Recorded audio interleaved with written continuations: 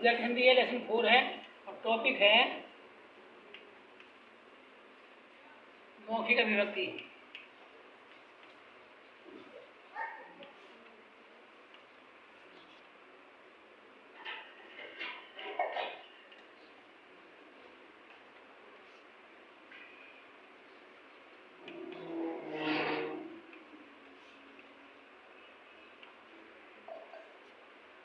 जो हम इसमें बता रहे हैं मौखिक अभिव्यक्ति का महत्व बता रहे हैं। सबसे पहले हम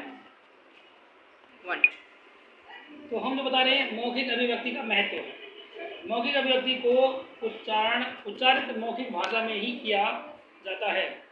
मौखिक अभिव्यक्ति 2 प्रकार की होती है, अपने विचार दूसरों के समक्ष प्रकट करना अथवा दूसरों के विचार सुनकर उनके मनोभावों को समझना और उनमें वांछित भावों को ग्रहण करना। मौखिक अभिव्यक्ति से ही भाषा की शिक्षा आरंभ होती है। मौखिक अभिव्यक्ति को तुरंत और सरलता से समझा जा सकता है। व्यक्ति के दैनिक जीवन में विचारों का आदान प्रदान मौखिक अभिव्यक्ति द्वारा ही संपन्न होता है। मौखिक अभिव्यक्ति के माध्यम से ही बच्चों के मनोभावों को समझा जा सकता है। बच्चे द्वारा जन्म के समय भूख प्यास की इच्छा रोककर मौखिक अभिव्यक्ति के रूप में प्रकट होती है। मौखिक अभिव्यक्ति विद्यार्थियों के मस्तिष्क में शब्द भंडार की वृद्धि की दृष्टि से ही महत्वपूर्ण है। ये थे मौखिक अभिव्यक्ति का महत्व। अब हम बता रहे हैं मौखिक अभिव्यक्ति की विशेषताएं। प्राथमिक कक्षाओं के विद्यार्थी बोलचाल में झिझकते हैं। यह झिझक दूर करने के लिए इन बच्चों को विद्यालय में साहित्यिक गोष्ठियों में भाग लेने के लिए प्रेरित किया जाता है।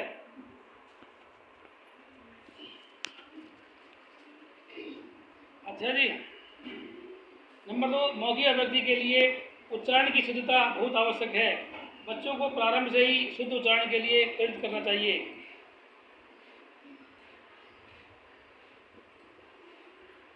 वैसे ये सब हमें कल बता दिया था। बच्चों को मौखिक अभिव्यक्ति के लिए व्याकरण का ज्ञान होने के साथ साथ भाषा की शुद्धता के लिए प्रशिक्षण देना। मौखिक अभिव्यक्ति के लिए भाषा शुद्ध तो होनी ही चाहिए, वह सशक्त तथा महत्वपूर्ण भी प्रभावपूर्ण भी होनी चाहिए। मौखिक अभिव्यक्ति के अंतर्गत विद्यार्थियों के स्वर के उतार चढ़ाव, ध्वनि, अभिव्यक्ति की गति, प्रवाह के साथ साथ बोलते समय उचित भाव भंगिमा भी होनी चाहिए। मुख मुद्रा संयत होनी चाहिए। अभिव्यक्ति में वाक्यों की क्रमबद्धता भी होनी चाहिए। वाणी ओजस्वी होनी चाहिए। और अब हम बता रहे हैं लिखित अभिव्यक्ति का अर्थ संक्षेप में। अपने भावों तथा विचारों को लिखकर व्यक्त करने को लिखित अभिव्यक्ति कहते हैं। मौखिक अभिव्यक्ति में उच्चारण को उसकी आत्मा माना गया है, जबकि लिखित अभिव्यक्ति की रचना 2 आधारों से हुई है। प्रथम वर्तनी तथा द्वितीय व्याकरण पर आधारित वाक्य रचना। यह अभिव्यक्ति उच्च प्राथमिक कक्षाओं से आरंभ होती है तथा माध्यमिक स्तर पर इसका विकास होता है। बच्चा ध्वनि लिपि का ज्ञान प्राप्त करने के बाद लिखित रचनाओं का लिखना प्रारंभ करता है। लिखित अभिव्यक्ति के द्वारा प्राचीन काल से विचारों का संरक्षण होता आ रहा है तथा वर्तमान पीढ़ी आगामी पीढ़ियों के लिए अपनी विचारधारा को अग्रसर करने के लिए प्रयत्नशील है।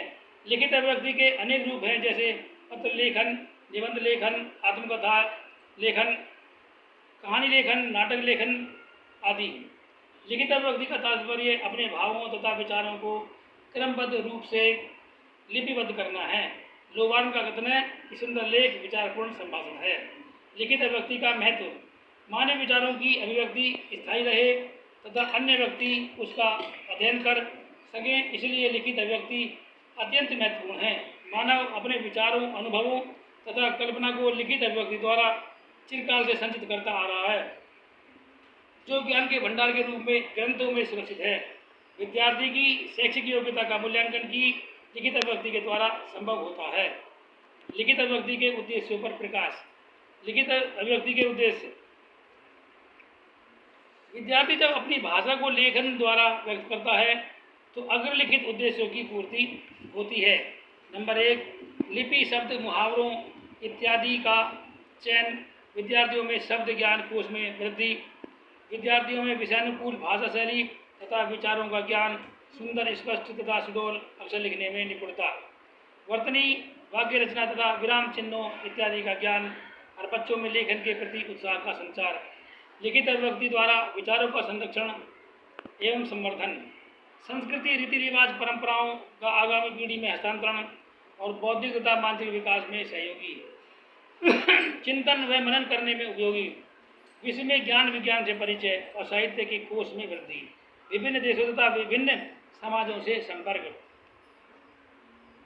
अब हम बता रहे हैं लिखित अभिव्यक्ति की शिक्षण विधियां। लिखित अभिव्यक्ति की शिक्षण विधियां। नंबर 1, अनुकरण विधि।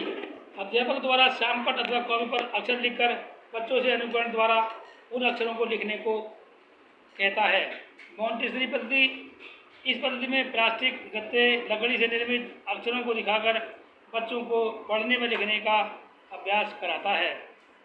चित्र विधि।